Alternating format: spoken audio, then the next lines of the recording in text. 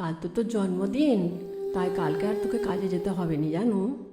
যা তা বলিনি তো মা, কাজে না গেলে মোর খাবো কি?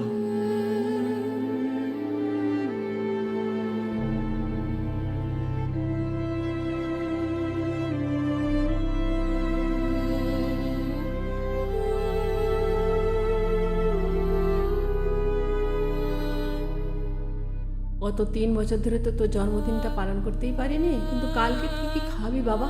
আরে তুমি ভেবনি মোর মাথায় এক খুঁটে বুদ্ধি আছে। কি?